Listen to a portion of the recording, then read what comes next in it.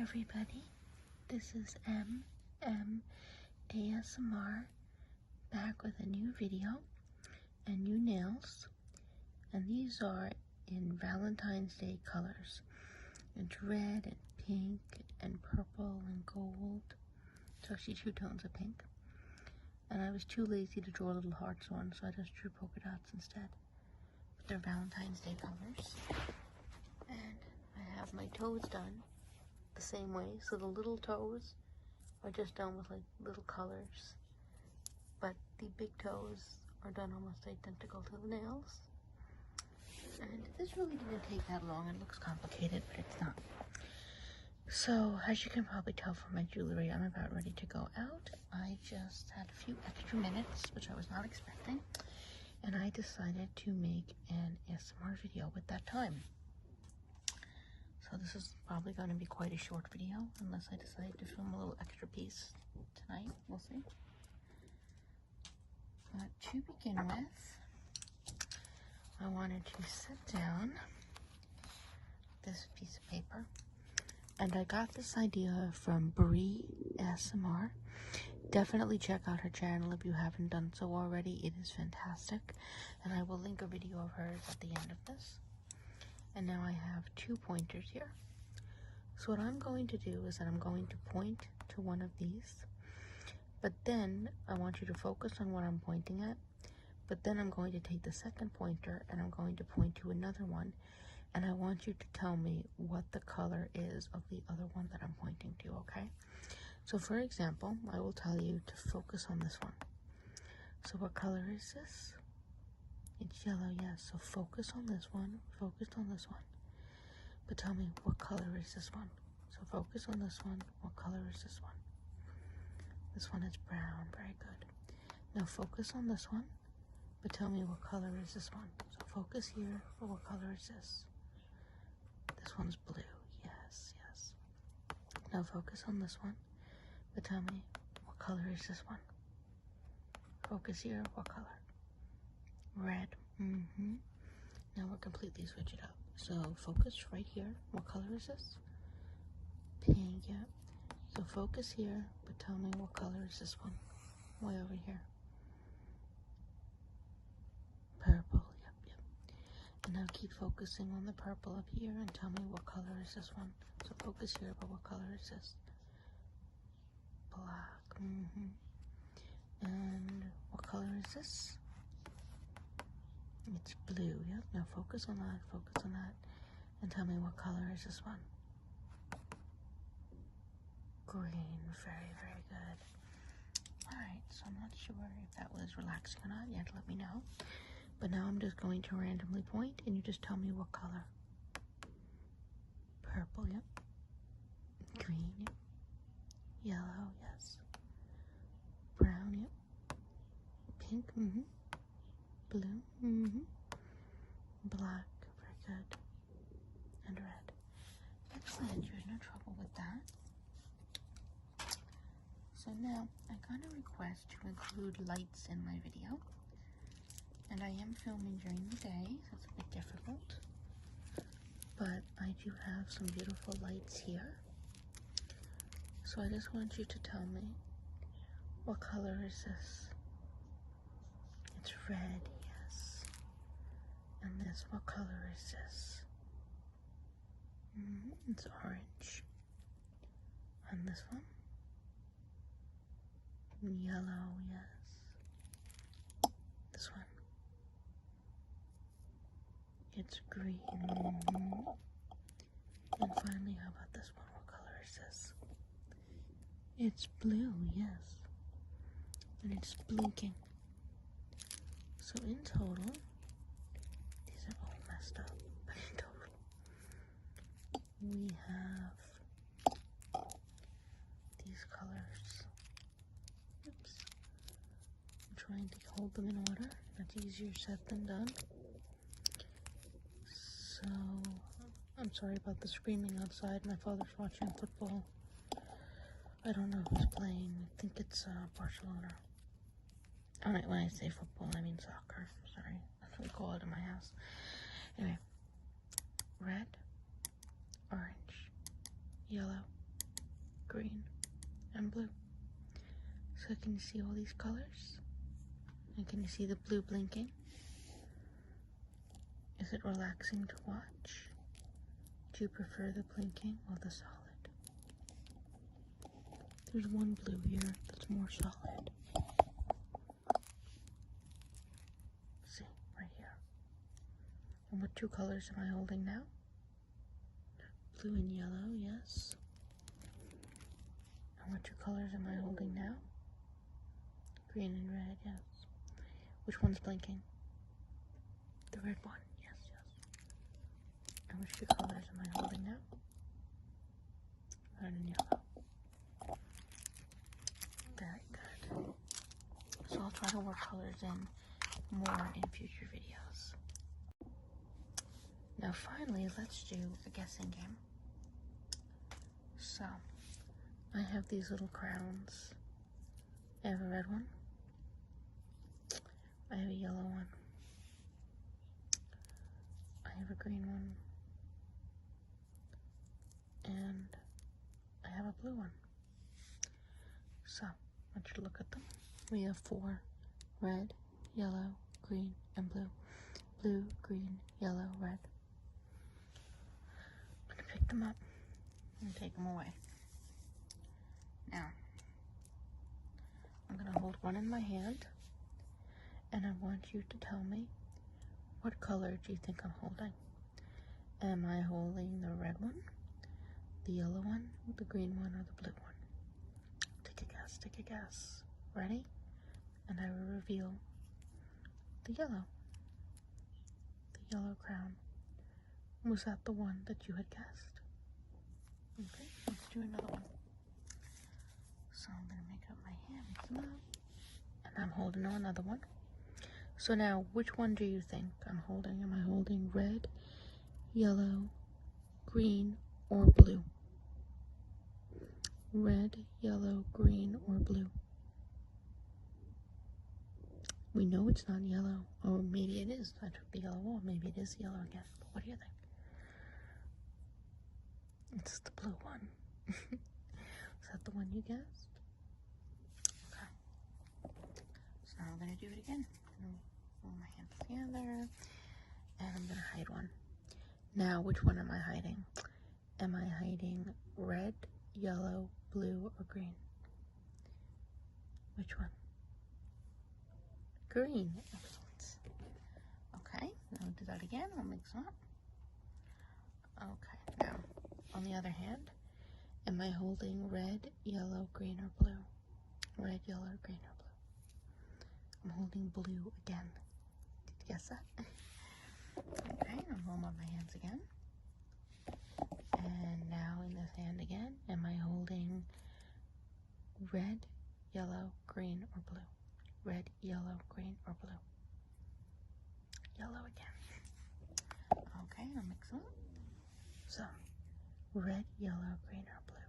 Red, yellow, green, or blue? Red. Finally red. Yes. So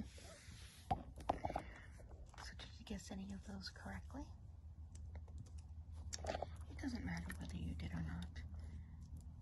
As long as you could see all the colors when they were in front of you. So, what color is this one? Blue, yep. This one? Red, This one? Yellow, yes, and this one. Green, very, very good. Alright, she did excellent there. No problem.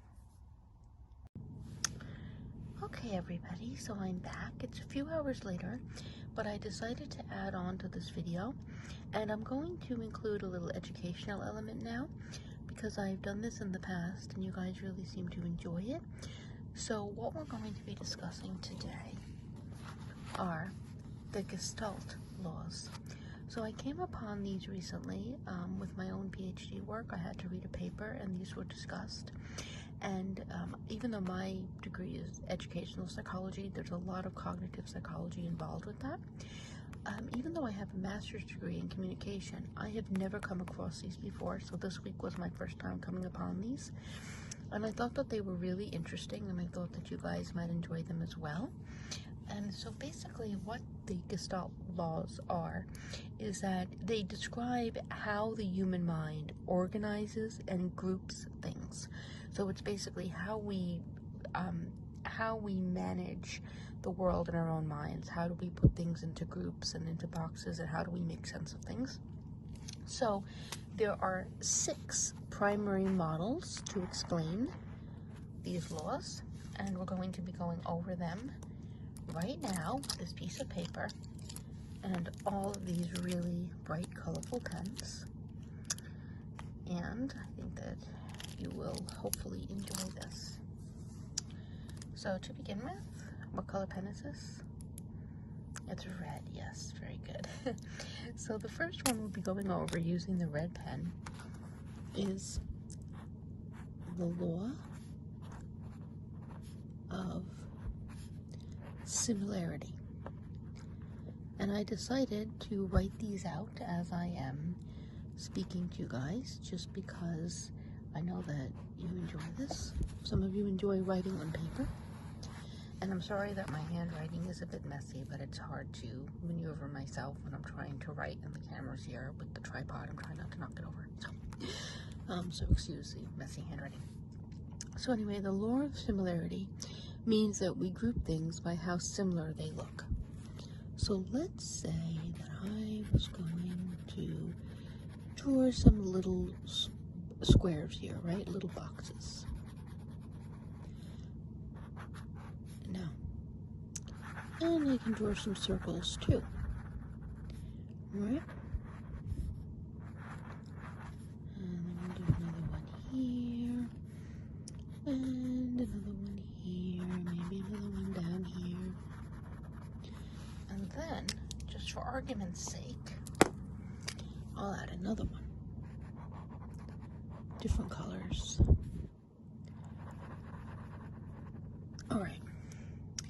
So, the way that the law of similarity works is that we will start to group these in our minds based on how similar these objects are. So, for instance, we may group the 3 red colored squares together because they are the most similar to each other, the same way that these 2 colored red circles are the most similar to each other, and the 2 hollow circles are similar, and the 2 hollow squares are similar. So what we would look for is that we would look for things that are the most similar. So our minds would group these 3 as being the most similar, and then these 2 as being the most similar, these 2 and these 2. We would also have a tendency to classify the same shapes as being more similar to each other than the different shapes. So for example, even though this box is hollow and this one is colored in, we would consider these to be more similar to each other than we would the circles, because they are different shapes. Unless, of course, we were looking for hollow versus full, in which case we would consider perhaps this shape, this hollow square and this hollow circle to be more similar to each other, because we are only looking for hollow things to be more similar. But for the most part, we would group the same shape as being more similar to each other than different shapes. And similarly, see up here we have these different colors. So amid all this red, we have this purple. Well, we would consider this triangle here to be the most different, because it's not similar to anything here. It's not the same color as anything else here, and it's also not the same shape as anything else here. Whereas this purple circle would also be considered very different, but because it is at least similar in shape to these shapes here, even though it's not similar in color, it is similar in shape. So therefore, this one is more similar to these shapes than this one is to anything. So I hope that that makes sense. So the law of similarity just means how we group things together based on how similar or different they are than each other. And in this case, the similarities and differences would be based on shape, color, or whether or not the shapes were colored in or hollowed out. All right? So that is the first one. Then the second one And let's see, we will use, let's just go down the color scheme. For this one, we'll use orange. So the second model is called the Lure of Pregnance, or Good Figures. So, and I hope you guys can see this. This is a very neon pen. So I hope it's showing up on camera.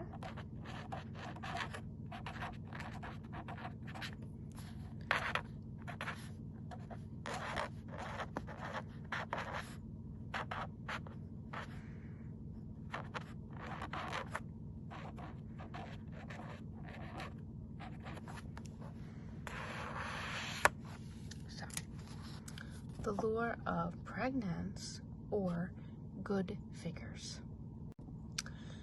So this one, which probably is the most abstract of all the terms, but what this one basically describes is the way that the human mind has a tendency to break things down to their simplest form. So what I mean by that, as you guys know, I'm an abstract artist, right? So let's say that I was going to draw something for you like this, like a really crazy, wild, abstract piece of art, just using all these crazy circles. And now, if I was to say to you guys, what is this? Rather than underneath the lure of pregnance and the way that our minds group things and organize things, rather than sitting there and trying to figure out what I was trying to draw or what I was trying to symbolize, what the mind would probably do is instead say, this is a group of circles. This is a gathering of circles. It's a bunch of circles together. Because these are the circular shapes, and breaking it down as circles is the most simple way to break it down. So it's basically when you were looking at something kind of complicated, you can break it down by either saying, oh, you know, it's broken down by its shapes, or you could break it down to say it's an orange figure. It's basically just a way to break figures down, or to break things down to their simplest form, just to make them the most understandable. So of all the laws we're going to be going over, this is definitely the most abstract one. Okay. So next, oh, and I'll take this next. We'll take green. And the next one we'll be discussing is the law of proximity. And I'm sorry again for my messy handwriting. I'm trying really hard not to knock over the tripod. Okay. So law of proximity. So this basically means how we perceive things based on how close they are to each other. So for here, we're going to make a gathering of dots, let's say. And then way here, we'll put this one over here. Right, maybe put this one here. So from the law of proximity and the way that we think about things, and I'm sorry, my heater just kicked on. It's very cold here tonight, so I needed to put it on. So what we would look here with the law of proximity is that we would be more likely to say that these circles here are together, or in the same place, or belong in a group, than these circles. Because even though they are the same color and they're the same shape, these are closer together than these. So let's say that these represented groups of people. If these represented groups of people who were maybe, you know, sitting together at a restaurant, for example, we would say that this group is probably together because they're all sharing a table and close, whereas this group is probably with one another perhaps, but are not with this group because they're further away and at a different table. So that's what the law of proximity means. Okay, so the next one we'll be discussing, and this is another one that's a little bit abstract. The law of continuity. And this one can be a little bit confusing at first, but I will try to break it down. And I'm not doing these in any particular order. They may have an order, I'm just not doing any particular order. So the law of continuity means that we break things down based on how we think they're going to continue. So the best example that I can use for this, I'm going to take another color. So let's say that we have this pole right here. And let's say that we make this pink streamer, right? And it comes down like that, right? What the law of continuity basically states is that we assume that a line, or in this case it's a line, but we can have a tendency to consider that things will continue even if we cannot actually see it happening. So what I mean by that is that in the case of this pink line, we imagine that this pink line continues steadily. So we assume that even though this blue bar is blocking it, that the line is still there and the line is still continuing, even though we can't see it. So even though we can't actually see the pink line between these two spaces here, we assume that it is there. Okay, that is how we logic it out and reason it out. And also, because the way that this curves, see the way it curves here, and then it curves this way, it's kind of making this S shape, we also will assume that eventually this will curve again, and then just keep that zigzaggy line. So that's the law of continuity. We kind of expect things, especially, grading systems and scales that we set up to continue along a certain trajectory or path. Even if we cannot see it, we expect it to continue that way. And that is how we make sense of it. So I hope that makes sense. I know this one is quite abstract of a concept as well, but that's basically what it means. It just means that, like, even though we can't see things, we don't always see things happening, we kind of assume that it's going to follow a certain process. Okay. And next, we have the law of closure. So to do this, I'm going to use purple for this one.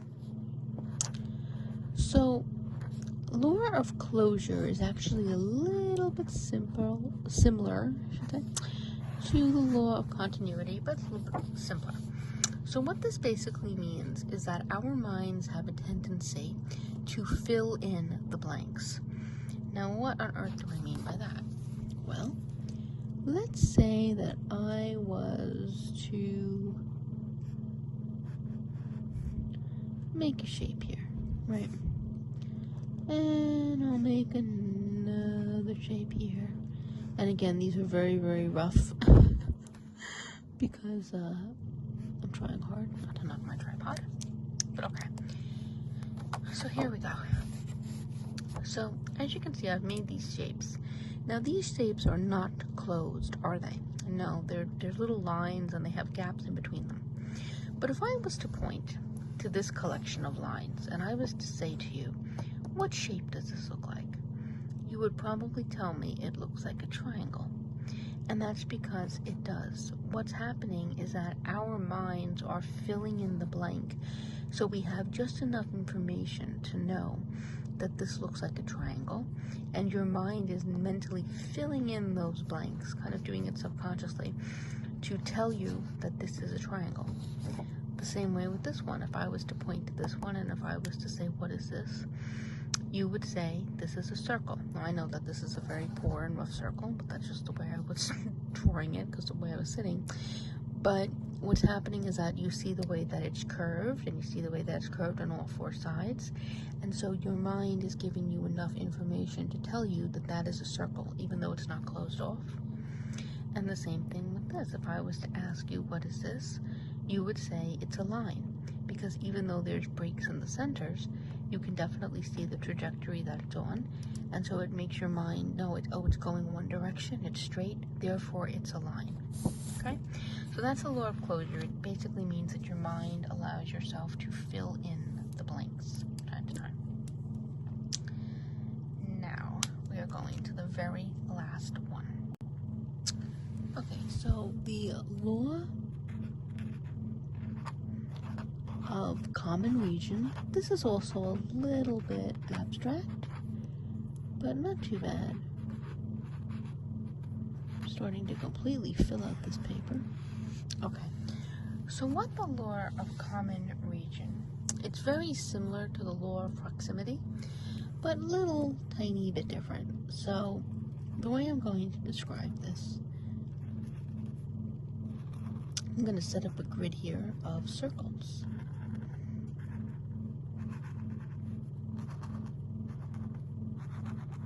So the law of common region basically states that we have a tendency to group things based on where they are located. So all of these look pretty uniform. Well, let's pretend that they look uniform, okay? Let's just pretend that my handwriting was really great and they look really uniform, right? So unlike the law of proximity here, where you have, these random bits gathered, like you have a group here, you have a group here, and they're not really in any specific orderly fashion. They're just kind of grouped together, just mishmash together. The difference is that the law of common region, even when things are very uniform looking, we still have a tendency to see certain regions. So for instance, we might consider that this circle at the bottom is closer in region to this circle and this circle than it is to any of the others, simply because if it was to reach out, it could touch the circle, it could touch this circle, and perhaps it could even touch this circle. So you could break things down into kind of a dice sort of element. So if you had this one right here, if you're going to do the same thing here, the common region of this one would be 1, 2, 3, and 4. And perhaps if you wanted to go diagonally, you could. But common region could also be considered things like a row. So these would be common region because they're going this way, they're in a row. Or common region could be considered this whole row here, because again, a row. Or common region, but the most classic form of common region is where you take a specific point, like this one, and then you try to figure out what is it closest to, what are its closest neighbors. So it's basically just a matter of breaking things up onto a grid, so that even when everything looks uniform, we still have a tendency to single certain circles out as being closer to other circles. So there's basically, even within an otherwise completely uniform grid, we still have a tendency to think of things as regions, or break things down into that orderly fashion. So I know that one is also a little bit complicated. A lot of these are kind of complicated, but if you think about it, this is how we break things down mentally. It's how we think about things. And it is human nature to want to make sense of the world by breaking things down simply. We want to put things into categories based on all of the elements here. What are the shapes? What are the most simple points to look at? Like, for example, in the good figures, we break this down by, they look like a group of circles, because circle is the most simple defining factor. In the law of continuity, we think, we expect what's going to happen because, look, we see a pattern, and our minds are kind of predisposed to see patterns. So even though we have no way to know that there's not a break behind this line, for all we know, there could be breaks in this line like there are in this one, but because we can't see them, we decide they're not there, where we perceive them not to be there. The same thing with the law of closure. Even though we cannot see, even though none of these shapes are closed, and they're we still perceive them as being a triangle, a circle, and a line, because that's what we see when we look at them. That's the gaps our mind fills in. Same thing, law of similarity. We can break this down in several different ways, as I discussed, but we break it down through basically whether the figures are all the same color, the same shape, whether they're filled in, whether they're hollow. All of that can play into how similar or different to each other they are. And then as I talk about proximity, just depending on how many things are gathered together in a group, that's how we kind of group them together. Like all of these things are on this side, all of these things are on that side. And then common region, just as when you focus on a certain piece and you think, what is it closest to? What would be its closest neighbors? So I just thought that this was just kind of interesting. I enjoyed reading about it, especially because I haven't heard of it before this. And I thought that you guys might enjoy it as well. So I did want to go over it. And then I guess just to end this quick little video, we might as well just do a classic little color game. So I'm gonna hold these up. I'm gonna actually lay them down because there's too many to hold in my hands. And I'm just going to go from right to left. I want you to tell me what color. This one? Pink, yes. This one? Purple, yep. This one? Red, yep. Orange, very good. Light green, dark green, yep. One, blue, yep, specifically light blue, very good. This one, black, yep. And this one, dark blue or navy blue. Very, very good. So, thank you for watching, and I hope you enjoyed this video. Good night.